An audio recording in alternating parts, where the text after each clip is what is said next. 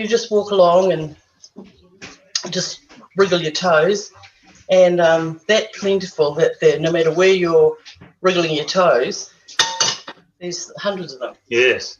So you want to put a couple on, and somebody else can just come and look after them, because I really want to talk to you about how you approach hospitality and food, because I think you add a lot of value to the way that you do that.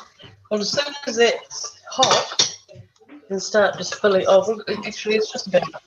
I can do it too, but somebody can look after it. Flip them over, and I'll come out with you. Okay, no, we'll just talk. Yeah. Okay. So. All right. So, can you just while those are cooking, can you just tell us just about your philosophy on food and hospitality, and how you bring in the principles of manaakitanga? Yes. Well, funny thing. 1999, I was diagnosed with breast cancer, and I knew then. My philosophies were fresh, simple, healthy food. They became really honed after that point. And I was endorsed by my surgical oncologist in my cookbook, and he was saying how all my food is perfect for people with diseases, with cancer diseases. In my case, it's breast cancer. So ever since then, I've always said my principles are fresh, simple, healthy, unadulterated food. And I use the best products there are that New Zealand can provide. Yes. I go out locally and buy all my produce. Buying local. Good. And buying fresh. Right. And so Anne has had a very successful TV series on Maori TV, and is a very successful cookbook author as well, and does a lot of hosting at her place, which is just up the hill here in Pakari. So look at those fritters; they're going really well, and we're running a little bit behind time, so we're going to have to just move, if you don't mind, to the next one, to the next session. We're going to look at what else we're having for dinner tonight. Okay. Thank you, Anne. You're very welcome. Thank you for having me. Okay, thank you. All right, so let's just come over here, and we'll have a look at the spread that we're having today. And it's my wife, Adi, and she is going to tell us a little bit about some of the dishes that we have here. So, kia ora and greetings. Starting here, we have a baked kumara dish. We've done that with oranges. And we have oh yes, Boyd's got some kumara. They're there, darling, on the plate. And here we've made a baked capsicum, asparagus and zucchini recipe. All the vegetables are fresh fresh locally in New Zealand. And here is the herb bowl that I'm using just to make everything taste really amazing. One of our lovely guests brought this beautiful bouquet of local herbs for us. And here we have, I'll get Boyd to talk to you about the fish. Here I've got a beautiful loaf of homemade sourdough just made. It's taken 4 days to make this by the lovely Isabel from Wellington, who's with us. And Ihi, that you have seen earlier, has just brought us some of his beautiful homemade sausages and salami. These are made from venison that he has caught. And I have you can't see this very well, but that's a smoked salmon dip from the South Island of New Zealand, and sourdough crackers that have been made to go with that. And Boyd's about to show you the... So we're going to have whole fish. This is what we caught this morning. We've stuffed it with a beautiful stuffing, and we'll put that on the barbecue a little bit later as soon as we finish the show. But I did just want to talk a little bit about the kumara, which is this dish here, the sweet potato. And this is the kumara here, the sweet potato, which was which came to New Zealand all the way from South America, from the first Polynesians, from the Maori who arrived in New Zealand.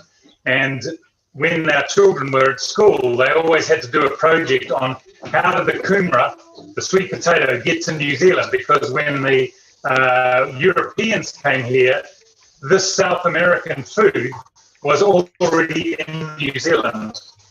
And of course, it came from the Polynesian travelers, the Polynesian traders, when they were sailing on the Pacific Ocean. If any of you have sailed on the Pacific Ocean, flown across the Pacific Ocean, which takes about 12 hours flying, you'll know what a vast stretch of water it is. And the Polynesian sailors used that as their highway and went all the way to South America to bring back some of the foods there, and they ended up back in New Zealand here. All right, now we're going to go back outside, and I'm just going to talk to Ihi again. Ihi, please.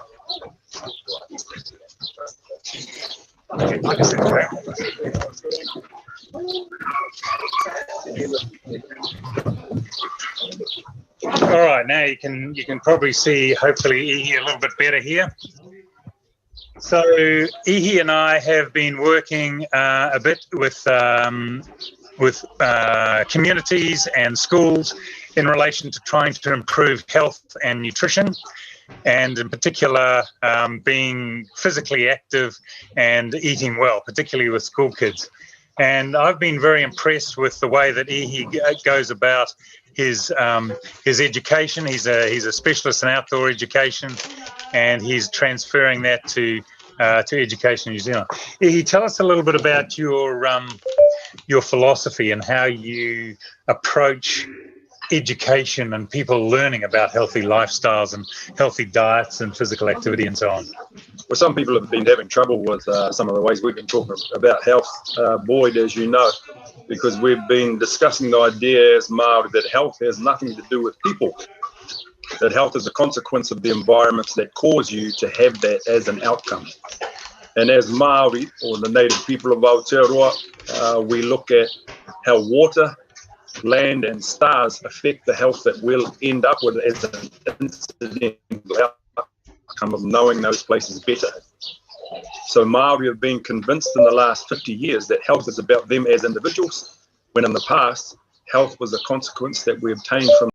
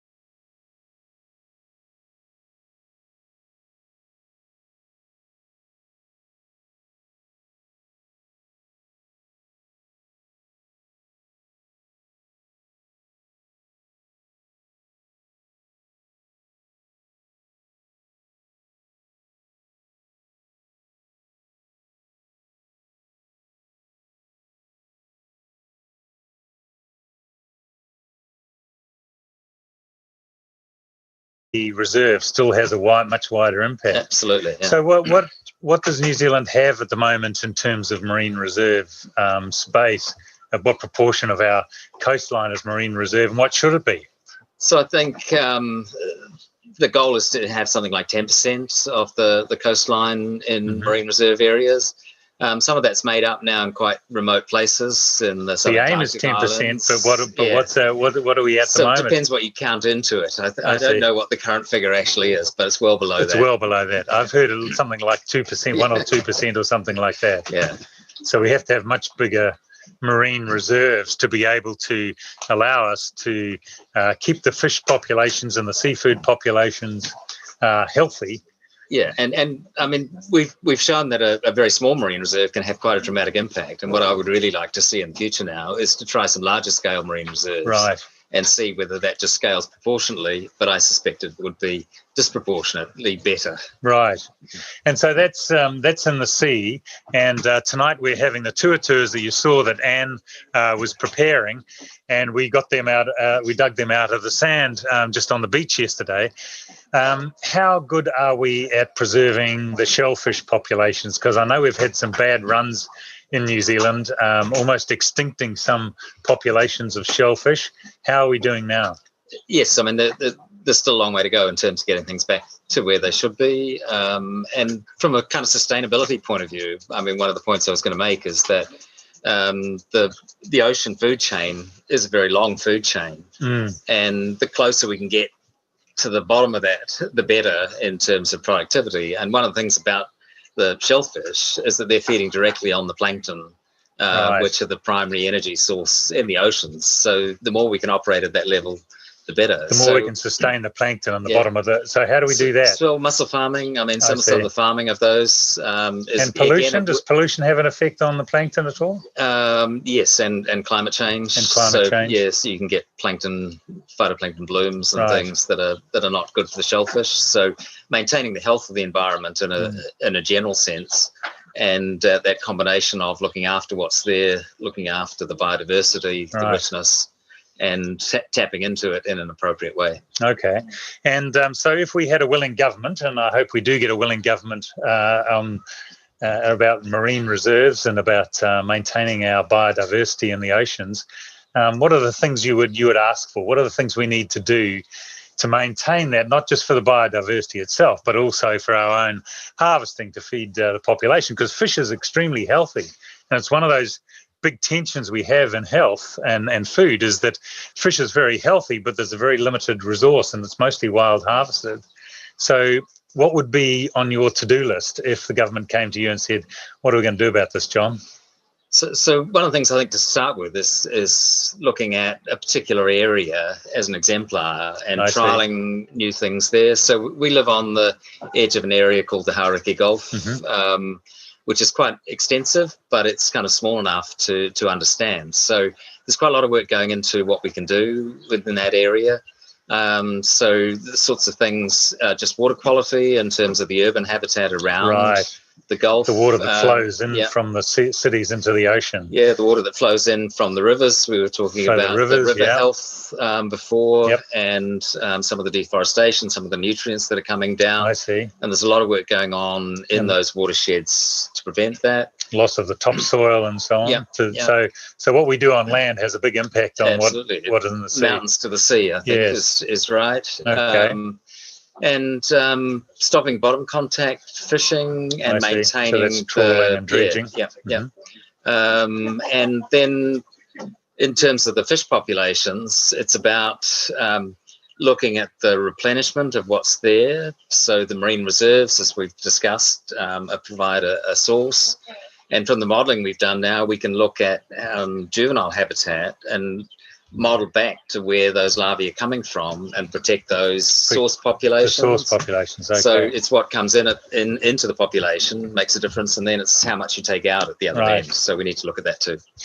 All right, listen, thanks very much, John, for your wisdom. It's great to have such local expertise and really related to the farewell dinner that we're having tonight. So thanks very much for that. And I hope that the government does come and ask you what we should be doing about protecting our marine resources. So thanks, John. All right, so let me just finish up with a bit of the work that I've been doing. So last year we published a paper in the Lancet called The Global Syndemic. And my background is I'm a medical doctor, and I was treating people with diabetes.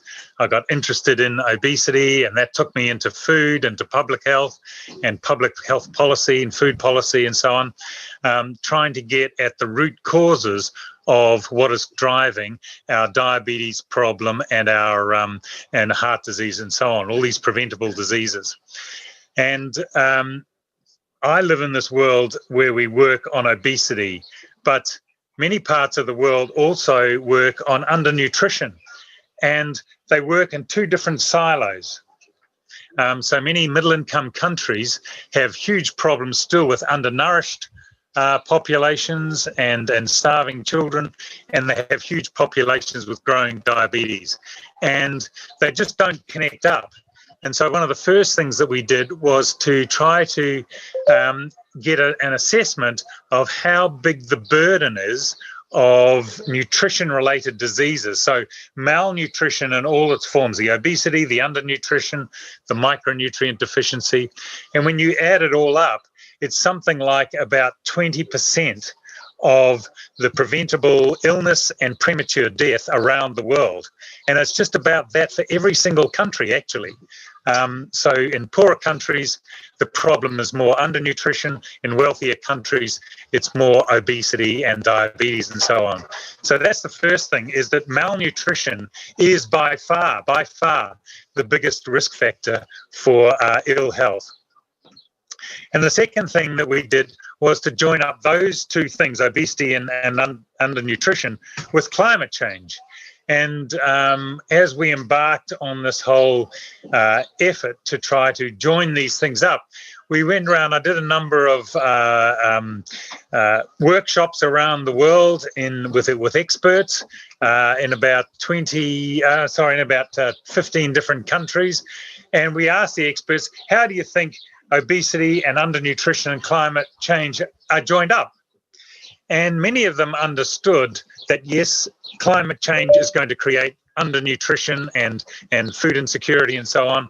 And many people understood also that if you're born undernourished, that creates a risk factor for obesity later on. But what many people didn't appreciate was how these three things are all connected back into very core underlying systems like the food system.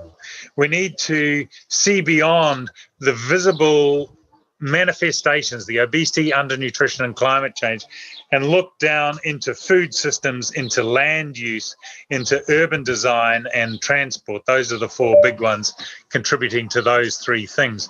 And we call this synergy of pandemics. We called it the global syndemic.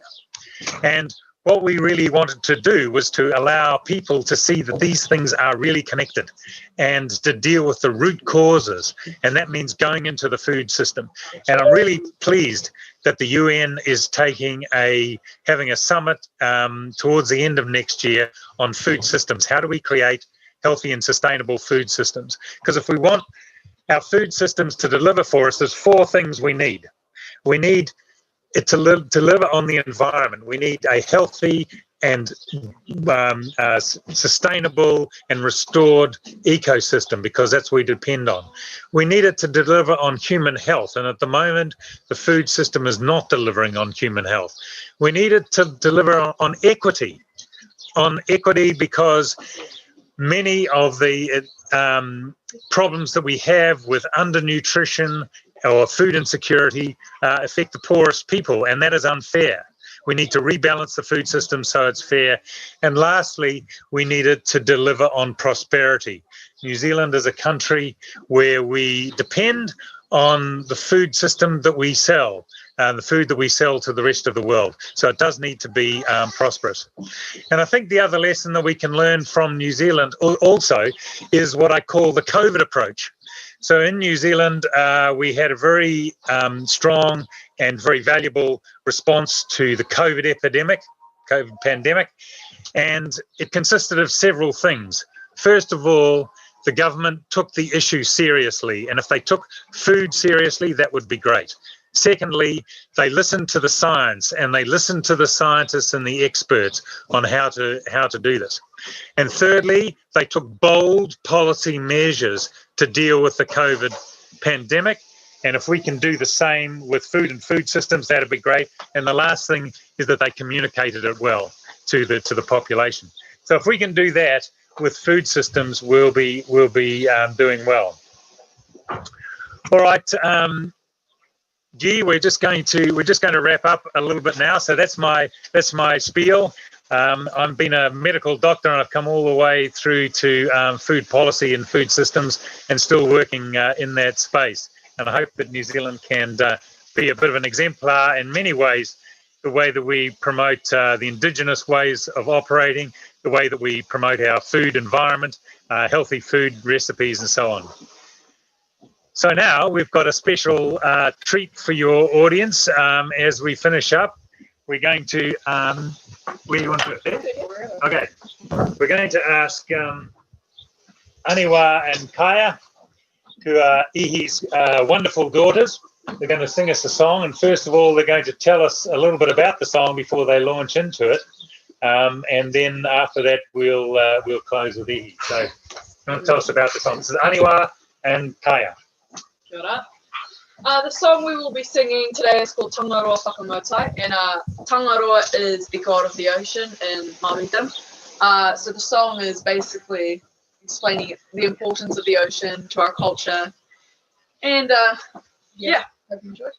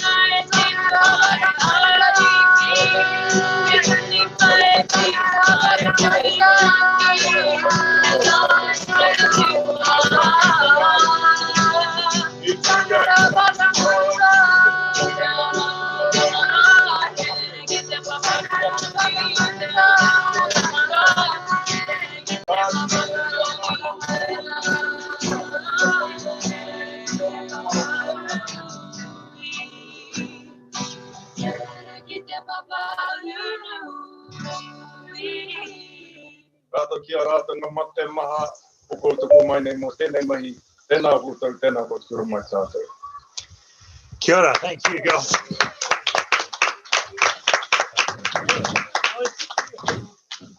All right, that's a great finish. I think you'll agree.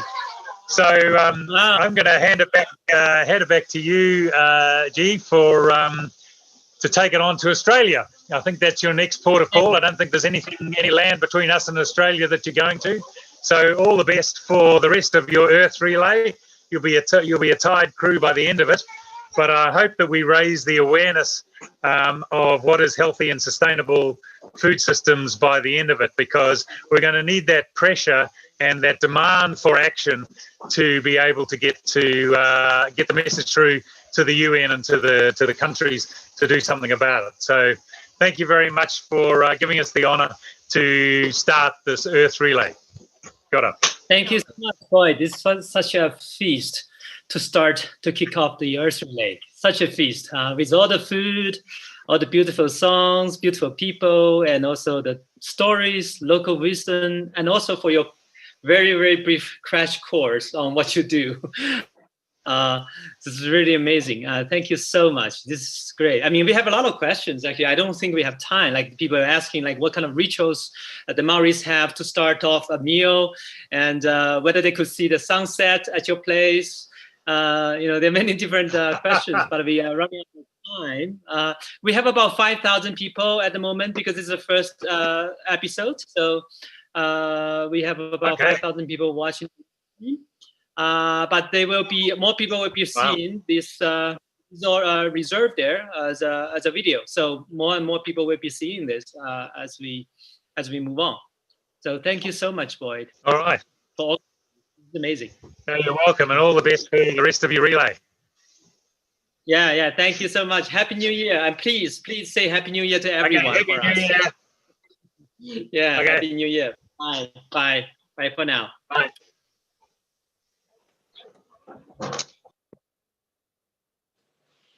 哇，大家看了毛利朋友的表演，是不是觉得很开心啊？有一种欢呼雀跃、身未动心已远的感觉。总之呢，我的心情就是特别想飞到他们身边去感受一下他们美妙的歌声，还有呢，干脆可以跟他配一段舞蹈。再有呢，重要的是要品尝一下他们做的那些好吃的食物啊！各位小伙伴不要太垂涎欲滴了。那现在呢，各位小伙伴，您正在看到的是2020妈妈厨房全球接力赛的告别晚宴，我是今天的主持人王子儿，此刻在中国云南大理给大家现场直播。小伙伴呢，现在可以动一动手指，赶快把今天直播的链接转发到您的微信圈以及朋友圈当中，因为稍后呢，王子儿会为你送出一份大礼。这份大礼呢，就是云南大理胡思年月海景客栈的海景房2晚的入住权。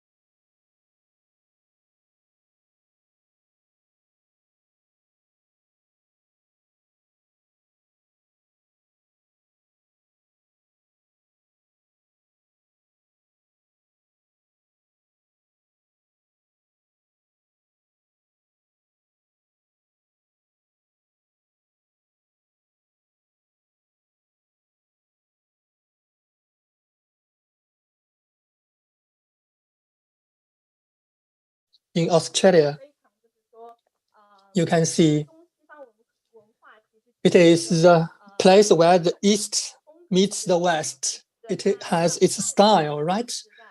In terms of the pie, I believe it is different from barbecue.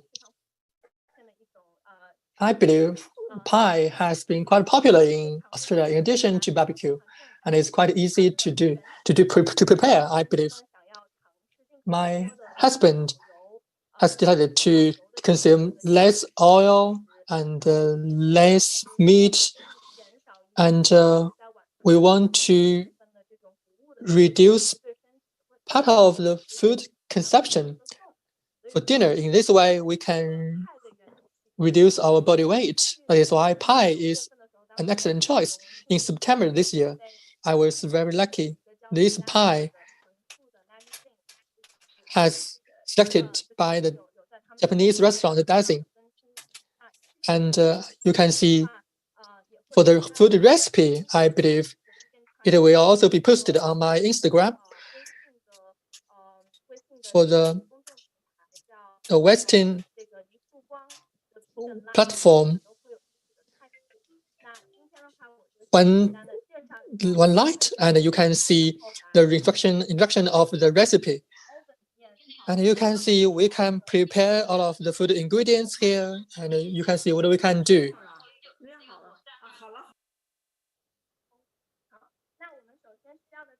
First of all, let's look at the important ingredients. Pampers pad pastry in Costa and different supermarket, you can get it. You can see the major food ingredients here, and this is the pie will be put here. And you can see the bottom. We have different forks, and then in this process, when you want to take it, it is very easy to do, and it will not be very sticky. I believe today you can see the regular pie could be very oily, and a lot of oil would be presented. And today, I want to see what you can use tofu to make a different pie. And you can see we have used a very hard tofu. You can see we have different food ingredients, and we have the seasonings, the mixed seasonings, and the spices, and the salt, the cooled salt, and the different spices will be used together. And in this process, you can see we have the cabbage as well, and we have the plain flour as well.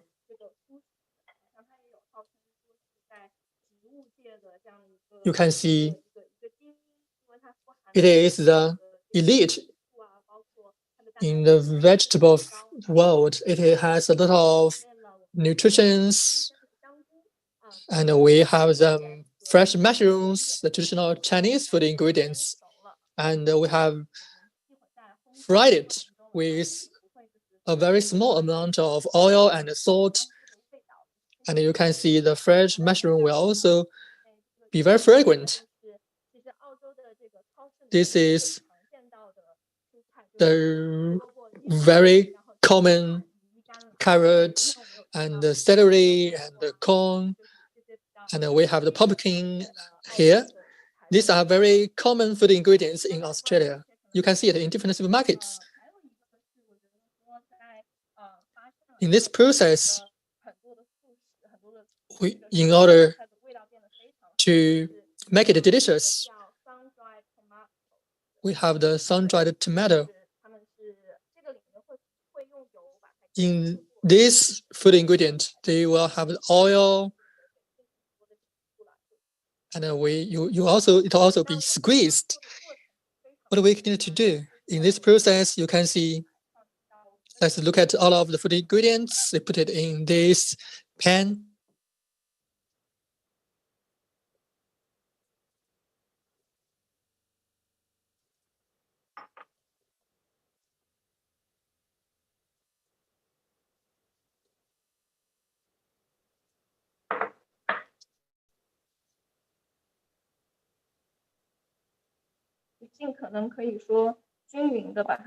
We needed to spread it evenly.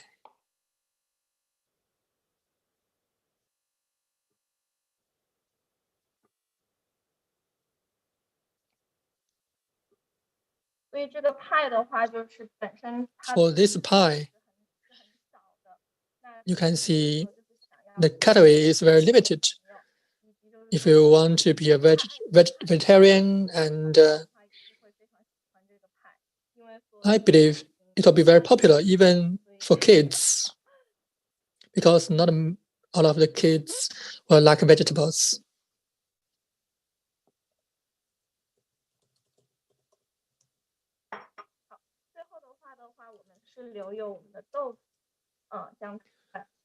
And then you can see we have some tofu here.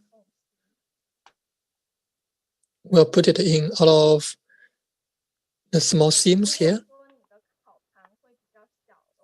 If your plate is very small, and I believe you can use half of the food ingredients here.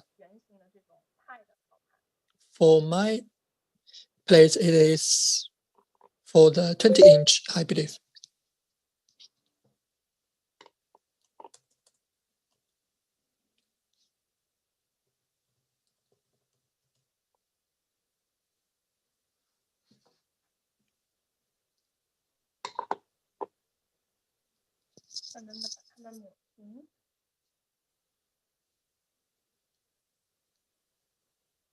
We will spread it evenly.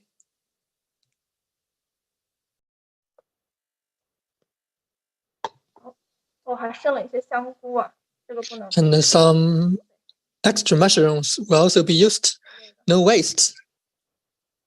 I believe mushrooms are very expensive here.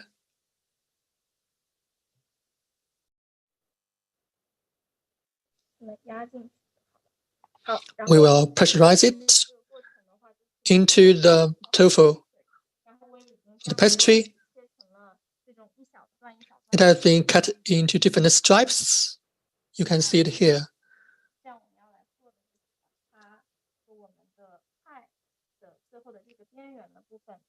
We will put it here to combine with the edge, and we can remove the extra ones.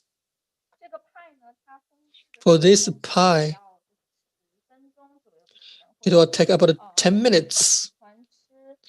If you love the crunchy food, I believe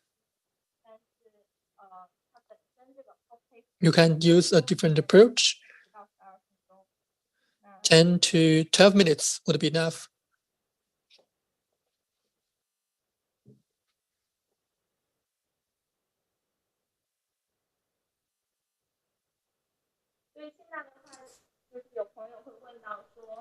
Some friends will ask me,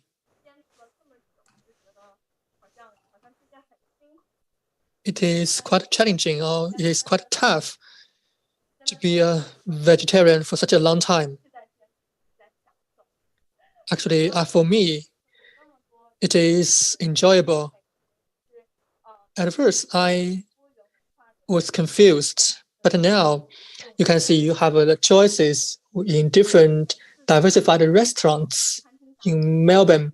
In some very famous restaurant, you will find very delicate cuisine. I believe it is prepared now.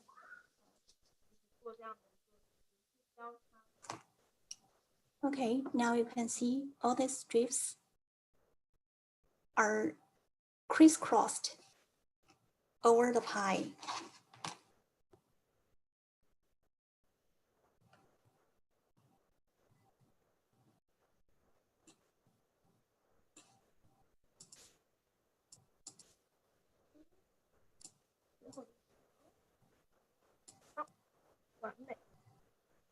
Okay, it seems wonderful. So you can see the preliminary form of the pie, and later when it is baked, it will get a new look, I believe. Okay, now I'm putting it in the oven.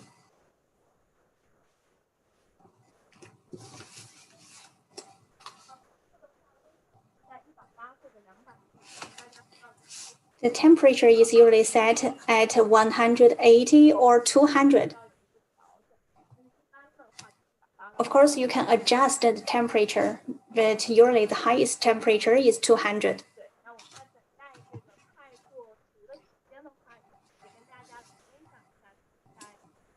During the waiting time, I would share with you my personal experience or my personal changes in sticking to vegetarianism. At the very beginning, I don't have so many friends who are vegetarian. Some people who tend to choose vegetarian would ask me about whether you have any pressure or when it is difficult to stick to vegetarian in parties and social environment. I will tell them the most important thing is what is your motive, or what do you intend to do when you don't have any clear idea about your motivation, and maybe you can hardly stick to it. When you become aware of the cause why you stick to vegetarian, and then you will be determined. I will tell them, actually, I have many vegetarian friends and I don't cook. So maybe sometimes cooking is very challenging for me, was very challenging for me by that time. And by that time, I would miss some of the specialties or special foods in my hometown. And sometimes I would order some vegetarian food in restaurant, which inspire me with the idea. Actually, the meat or the animal-based food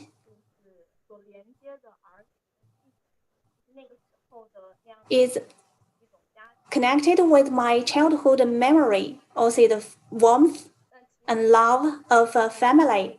See, this is a kind of a connection. So I would cook some plant-based food with a similar taste as the animal-based food.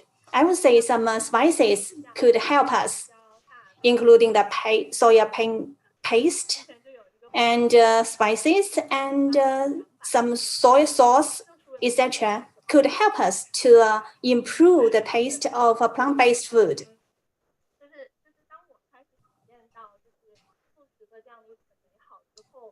When I started to enjoy vegetarian food, I found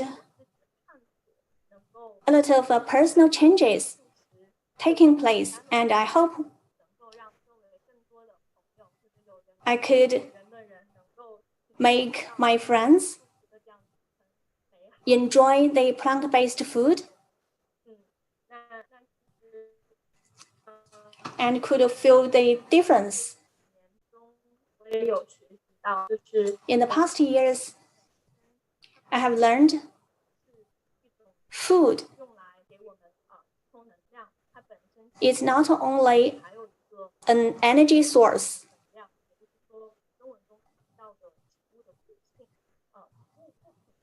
but also an inspiration of a spirit. In English, there is such a saying, you are what you eat. Food not only provides us with nutrients, but also enlightenment from food. For example, I usually eat dates, which could generate blood circulation in our body. And sometimes some food have some special functions. That is a kind of enlightenment. Food provides us with energy. If we deliberately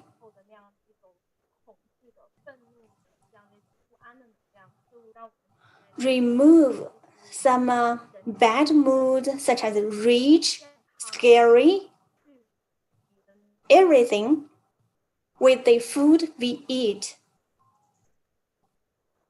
Some foods can remove those kind of negative attitudes and mood.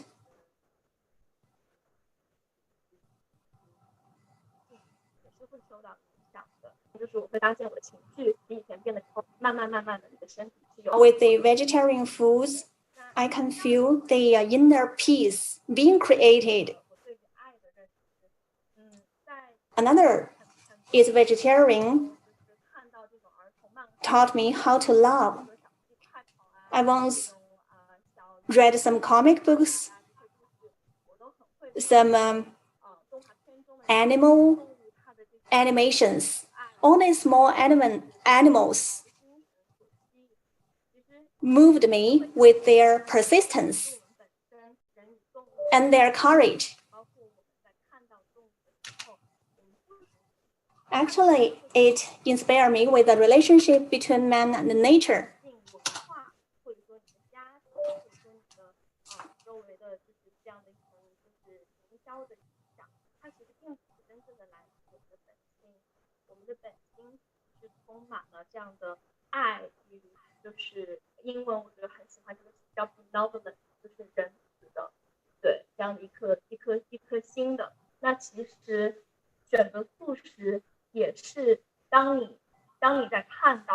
To choose the vegetarian food, you would understand a life would suffer, would lose their lives.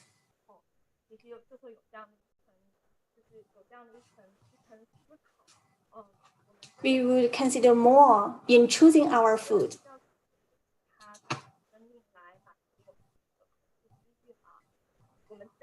Actually, we should not make our enjoyment in the cost of others' sufferings or even lives. Of course, we need to think about all the food-related diseases, cancer, diabetes, obesity. So we need to think about all these issues. Vegetarian food or the plant-based food could free us from such kind of pollution. If you share the same idea as me, with me, you would be grateful for the new idea. Actually, you will get the key to the new world. I think the pie is almost made. Before it's ready, I would share with you my thinking for 2021. Just now I told you I'm from Wuhan city. When COVID-19 broke out, my family members are concerned. I couldn't go back to Wuhan, to my hometown. Even in Melbourne,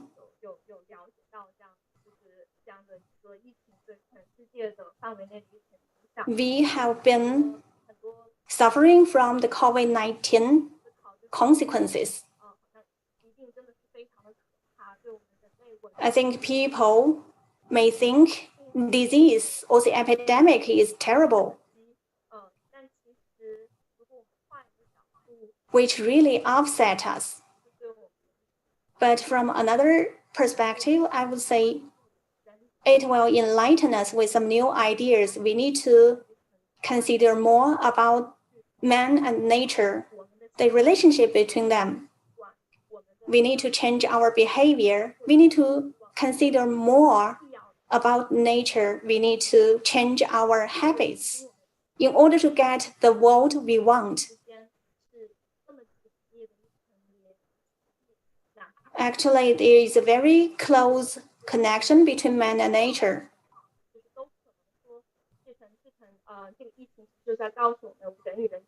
The COVID-19 actually told us the relationship, how important it is a relationship between man and nature.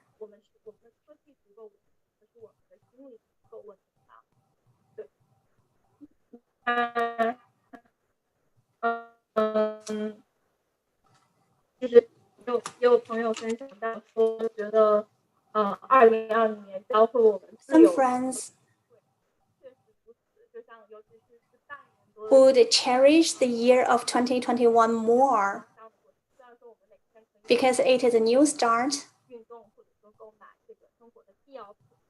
Of course, in 2021, we will go out for shopping. But after COVID-19 epidemic, we feel it is more necessary for us to communicate with each other.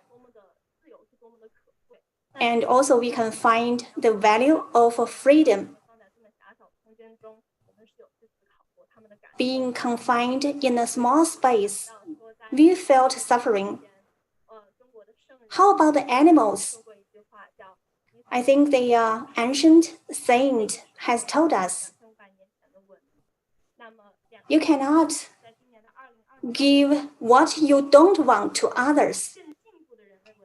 So we would say in the next year,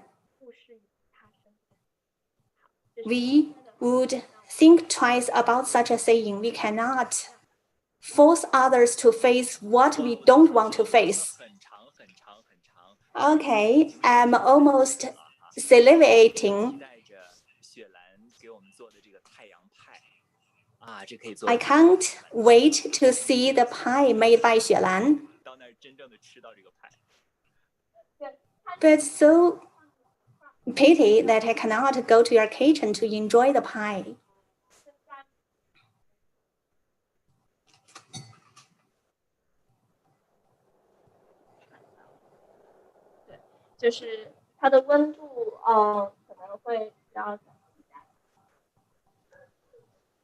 The temperature may be a little bit low.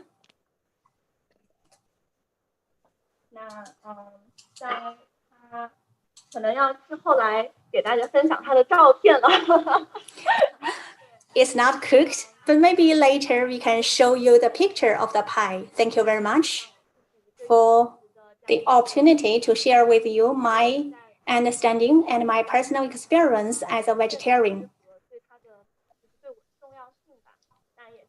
It is very important to me, and I hope more and more people would be enlightened or inspired to make some changes.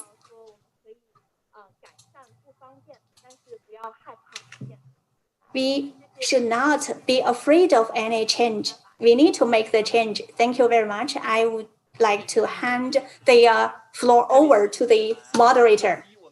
Thank you, Shilan. However, we cannot enjoy your sun pie.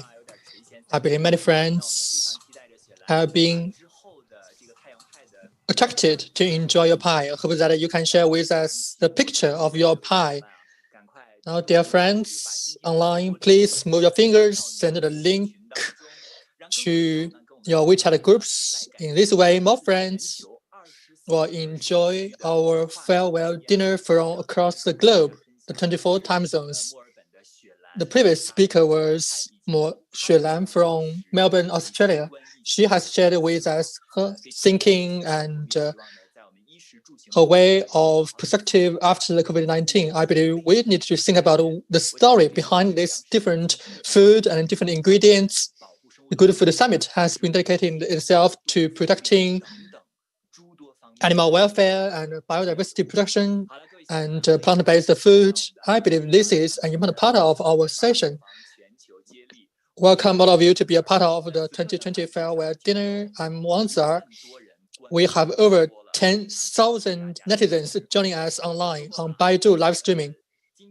Thank you for your participation. Today, if you can take a part of our Farewell Dinner, you can enjoy the good food from 24 time streams, 24 time zones. At the same time, you can also enjoy the prize 2 nights seaside villa in Yunnan. Who is the lucky dog? I believe we have snapshots. Are you online? Your WeChat code is 万川之月里. The answer is pepper. You feel spicy, right? Anyway, you are the lucky dog to win the 2 nights seaside villa along the Arhai seaside. The next speaker is a very famous cuisine expert, the Good Food Fund partner, the very first group of members in China Cooking Association, and Ms. Li Chun has been in the catering business for 55 years, and she has been promoting a healthy and clean restaurant, and we should take the most of the food ingredients. And she has dedicated herself to the plant-based food, sustainable development, and the food research. As the senior chef, she will share with us her insights today. What do you have in store for us? Ms. Li Chun, are you online?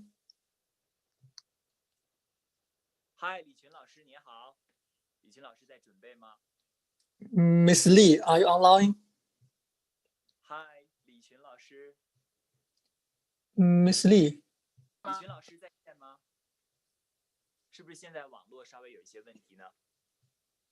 Something wrong with the network, right? We have 19,000 netizens watching our live streaming on Baidu. Thank you for your support. This is 2020 Farewell Dinner, Mama's Kitchen, Earth Relay. We have invited the good food chef, Ms. Li Chun. She will share with you her insights. Please wait a minute. She will be invited later on. In this live streaming, we'll have the experts from 24 time zones across the globe, from 2 p.m. today to 2 a.m. tomorrow, and 8 a.m. and 11 a.m. tomorrow morning as well. This is the long time frame live streaming. I hope that you can leave your notes, interacting with us. You will become the next lucky dog. Move your fingers and send this link of live streaming to your WeChat groups as well. And your friends will also feel the global good food, the farewell dinner, and different sustainable topics. You can also taste the local cuisine. Ms. Li Chun, are you online?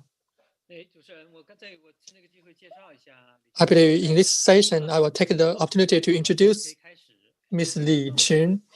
You can start anytime. Maybe you're not familiar with Zoom.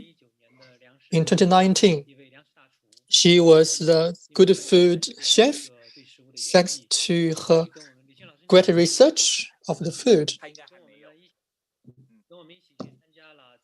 She has engaged in the 2-week Food Vision Summit in USA.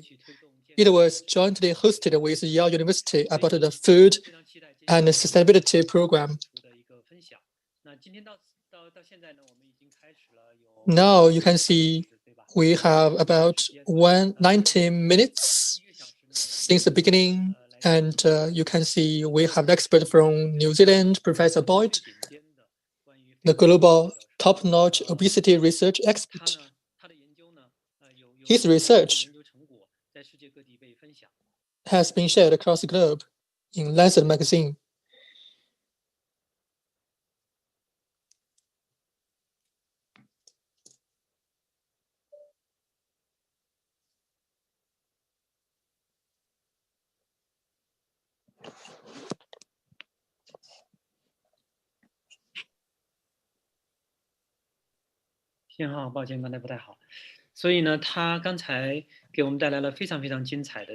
Just now, Professor Boyd has shared with us the local culture, Maori experts.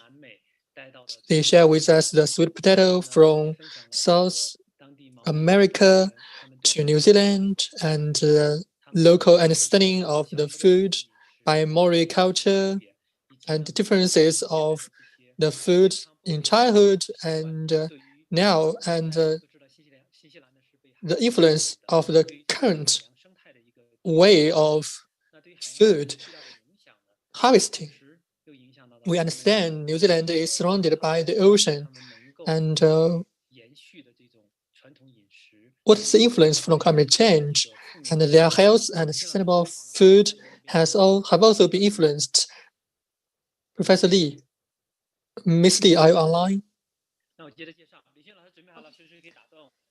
Miss Lee, you can interrupt at any time. Okay, can you hear me? Okay, you can start. Good afternoon, everyone. I'm from the Good Food Fund chef. I'm Li Qun. In 2021, the year of cow will come, and I would be 71 years old. I will share with you the dinner preparation, and I will share with you the Chinese culture, the fried dessert, and the traditional Chinese pickles, kimchi, and our traditional corn porridge. And I was 70 years old in 2019. I joined the Good Food Fund, visiting USA. We visited the USA in terms of such as MIT, Cornell University, Yale University, and Google. We share with them the Chinese good food and the plant-based food and animal welfare. At the same time, we have also prepared some plant-based food. The plant first concept will be beneficial to our health and to our earth and our environment. As a good food fund chef, we need to advocate the good food and vegetables, plant-based food. We should change the way we consume food. At this time of COVID-19, we need to wear the mask to fight the virus. The good food will sustain. I will wish you a happy 2021. Now I will prepare the good food for you.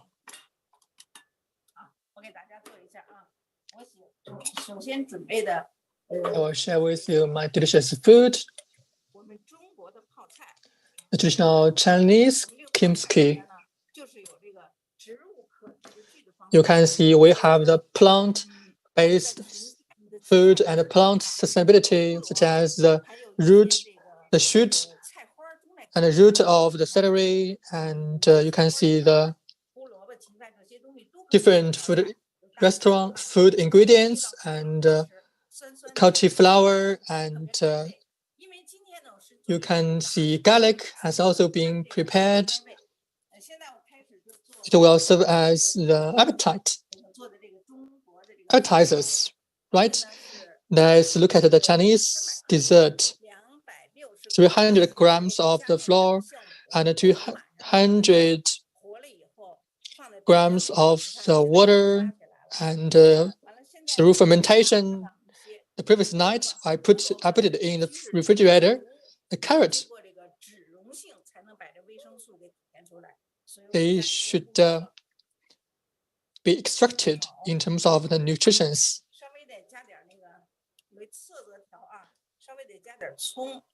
We added some ingredients such as salt, as well as the green onions, and then we mix it.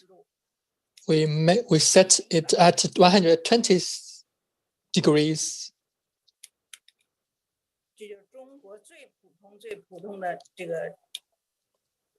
A very common food in China, the Chinese fried cake.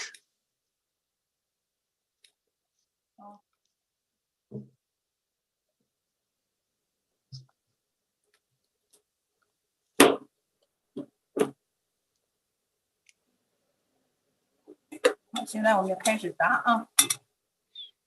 let's start the frying process.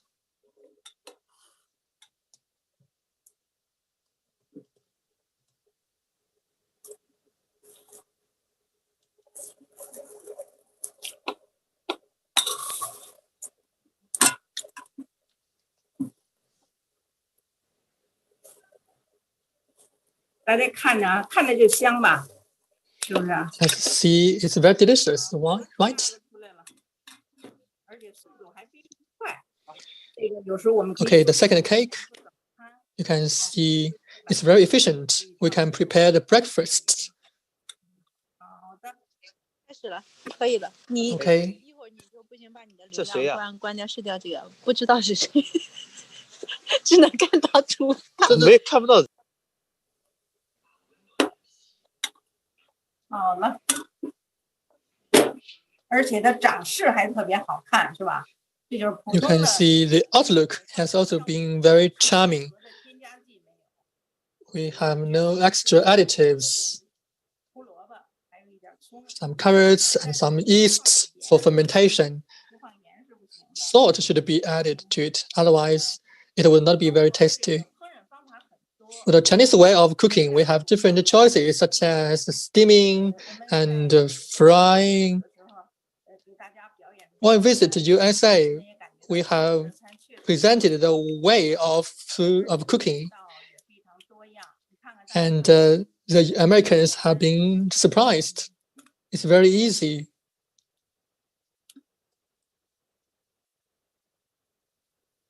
We can use one small spoon, and it will become the shape of the spoon.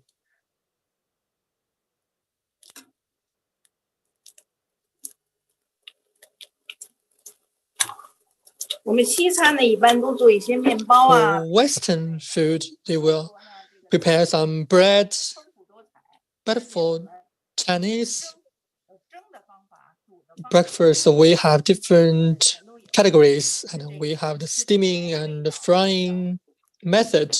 In this way, we have more choices, and we have different tests.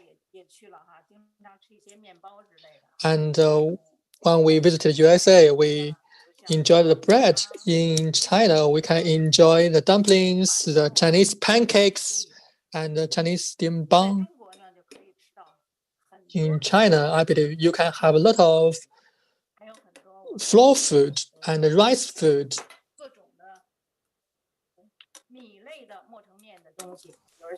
Different rice-based foods, glutinous rice, millet, etc. Different colors of rice and rice flours. You can see it can be cooked very fast, and also it is not oil consuming. I would put them on a paper to absorb the excessive oil.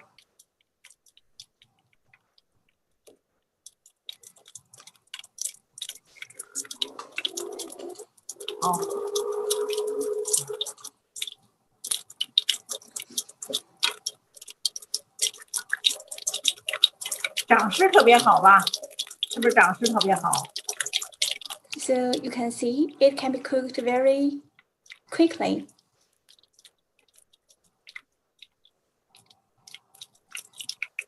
大家都看见了，但是没有尝着呢，是吧？希望你们呢 I 以 know 后 you may see them, but cannot eat them. I hope after the COVID-19 epidemic, we could meet face to face, and you could come to me in Beijing to enjoy the Chinese foods I make. 长势非常好吧？ So you can see they are growing up very rapidly in the edible oil. 好，颜色差不多是吧？要不要太深？你看搁里以后，它马上 The color 起来以后就长起来了，这长起来 is yellowish, not so light, not so deep. When they expand in the oil, they are ready. 这个没有声音了以后呢，我们这个交流就好了。好的，主持人在吗？在呀， Hello, 在。 moderator. 哎呀，主持人，你是不是想尝一尝啊？主持人， Do you want to try the fried cake? Okay, the excessive oil has been absorbed by the paper. 是不是特别好？ I will put them in the plate. 哎呀，可好。 So they look very delicious, don't they? Okay, I think they look like a stuffed bun. 云品尝，说的没错。 Yeah, we would say this is a 那个 cloud-based enjoyment of good food. 你看它掰开了， Okay, I will tear it open. You can see it is very delicious. I can smell the good 太美了。好，我们这个 smell. It smells so good. 说什么？ 我在舔手机屏呢。 I'm licking the screen of my mobile phone. 一定到北京来，你一定到我家来，您看看。 Please do come to Beijing and visit me. 吃了吧？ Here you can see the pickled vegetables. 锤了500多尺了，都没吃着啊。 Yeah, I'm salivating. 我带给您这个，这是我们中国传统的 This is a traditional Chinese 哎呀妈呀， porridge, 这是晚餐呀。而且吃这个 corn flour porridge. I think it is very healthy. 油会比较多，而吃这种 The fried cake 或者是窝窝头啊这些 is oily, but the corn flour porridge 颜色可好看了， could 小黄鸭子。 cancel the oils in the fried cake. So you can see the beautiful color. It's similar to my yellow duck. 装饰，不要让我跟玉米面粥比。我们特别方便啊！您看，我这是在家里边给大家呈现这个作品。我 The dinner is conveniently cooked at home. 交流啊，为了和大家共同那个传播和 In order to share the 餐盘 views, 有火呀，什么都有，就这样可以面 in order to make you see the foods more easily, I prepared this table. I hope next time you would visit me in Beijing and enjoy the food I cook for you. Thank you, Madam Li. Wish you a very happy New Year and good health. 老师哇， Thank you, Madam Li. 你啊，在这儿每人展 I think all the audience and their guests will show us 示各位小伙伴。 the good foods they make. 是2020跨年晚宴妈妈厨房的 Dear audience, you are enjoying the farewell dinner of 2020. Now, 下午3 in Beijing, 分，我是 it is 在为大家 15:51 今天 on December 21st. I'm Wang Zi'er, 晚宴 moderating the farewell banquet. 给大家奉上不同地区 Different shows from the 24 time zones, 嘉宾独到的 the 观点。 good foods from different regions, and all the opinions of our guests. 或 I hope you would post the link of a live event in WeChat groups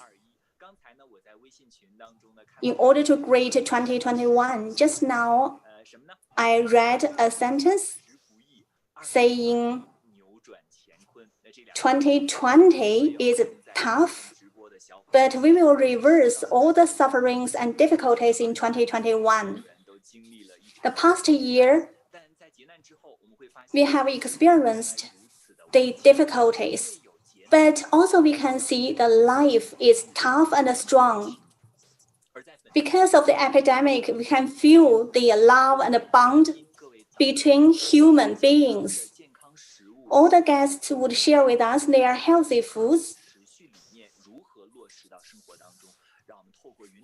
Let's see how we can practice the sustainable philosophy in our daily life and create a better earth and a better future. Next, we are going to invite the next guest who I met before last year.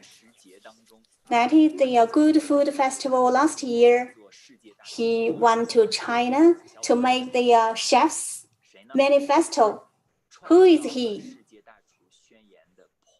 He is the creator of the chef's manifesto, Paul Newham. In order to remove the hunger across the globe, Paul, together with the chefs from different regions, made the chef's manifesto. This is a very good and convenient practice for chefs to realize the SDG 2 target. And the chefs will take the lead in realizing the SDG 2 target. Next, we are going to invite Paul, the leader of the Chef's Manifesto SDG 2 Advocacy Center. Hi, hello.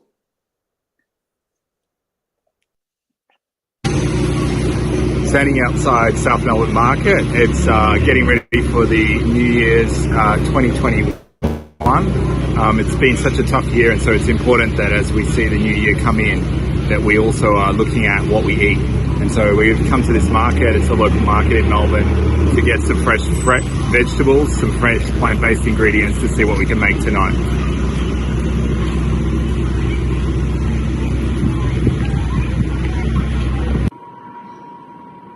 So we went to the market. One of the things we've decided to do is we're going to make some vegetarian plant-based pizzas. So I made some sourdough last night, and what I'm going to do is I've just grated some zucchini and some courgettes or the zucchini, and I'm just going to put it into the actual pizza dough. And then I'm going to let it rise for a little bit, and then we're going to cook it on the pizza oven with a whole range of plant-based toppings. I'll show you in a minute some of my garden and some of the herbs and vegetables that we've grown that we're going to use alongside what we got from the market yesterday. It's really important that we eat more plant-based foods because the agricultural practices of demands around certain things are like animal-based proteins in certain parts of the world are really impacting the environment in significant ways. And so we need to see a shift in people's diets. And so a plant-forward diet is actually a really good way of actually doing that because it doesn't use the same environmental carbon inputs, and also it's better and more healthy for you. So we'll see how this all goes, but looking forward to some yummy pizza.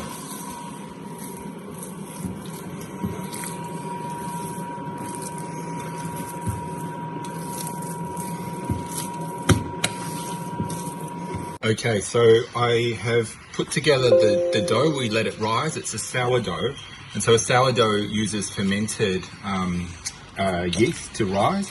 And so we've got the zucchini put into there, and then what I've done is some of the vegetables we got from the market the other day.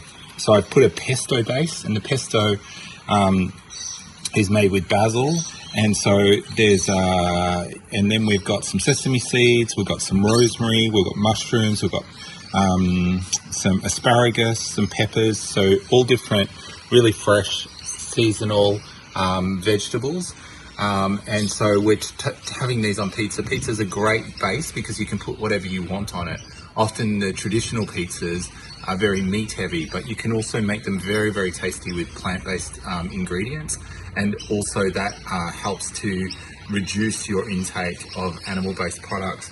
So the Eat Lancet report that came out just over a couple of years ago talks a lot about how we need to shift our diet by 2050 if we're going to be able to reduce the planet's warming by 2 degrees. And that means that we need to eat way more plants and vegetables. We need to eat seeds and nuts and a range of other things. We need to reduce our animal-based proteins on the whole around the world. In some parts of the world it can go up slightly. In other parts it needs to be reduced. And so what we're doing is creating a dish here, and I'm going to get some stuff to top it with. So I'm just going to go over to our garden. We have a whole bunch of vegetables, and I'm just going to grab a couple of things that we can utilize. So follow me over here.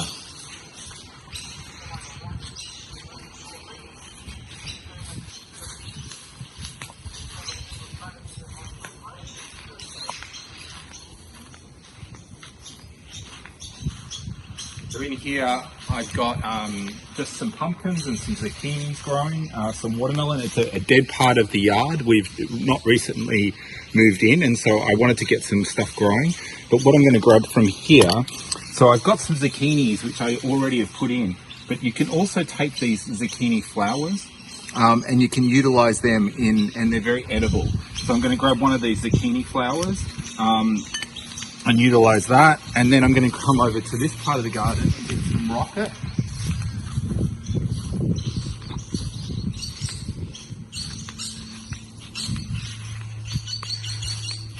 So rocket's got a very peppery flavour,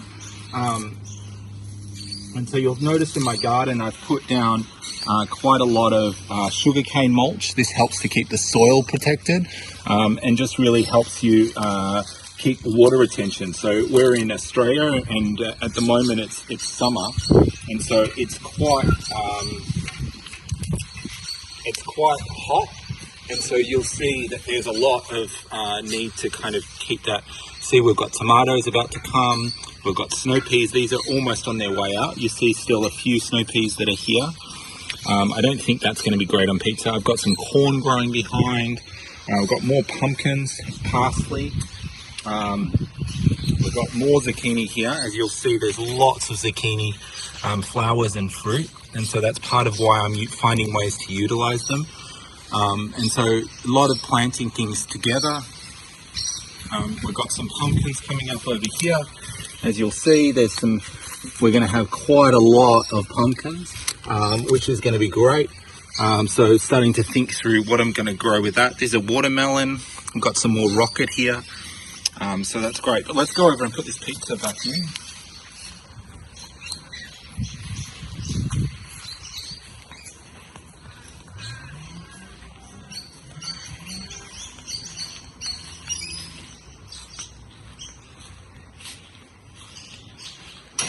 Grab a little bit of basil as well. Basil's always great on pizza. Put a few bits of basil in. A couple of bits of rosemary that I've got here. Can utilize some of that. So let's get this pizza in. So the pizza oven is at about 450 degrees at the moment, so really, really hot. So I'm going to stick this straight in. It's not going to take long. It's going to cook pretty quickly, as you'll see. And so what I'm going to do now is just let that catch. I'm using just a little bit of baking paper on the bottom just so that it doesn't stick, just because the base was a little hydrated, so it's quite sticky. But you can do this without. It's just sometimes then you get it really sticking, but it's on a stone here. This is a gas-fired pizza oven. And so what you're seeing is then the pizza is really going well. This is without any cheese, so the pizza, all the toppings are going to nicely go really golden on top and soften. And this is going to be a great New Year's celebration. And with pizza, we've done pizza here for like probably 25 people, and you just everyone makes up their own pizza with their own toppings. You get a whole bunch of fresh ingredients and go for it. And this is a great thing to try in the new year. Yeah. So one of the things that also that's really important for our planet is to think about biodiversity. See the colour that's coming there? A lot of our diet is very focused on 4 different crops. 60% of our calories come from these 4 crops. And so it's really important for our planet that we actually start to eat different things. And so part of that can be done through plant-based options. So have a think about what you're eating, think about the different ingredients that are there, and think how can you add a few things. So we've added, for example, sesame seeds here. And sesame seeds is just a great addition to lots of different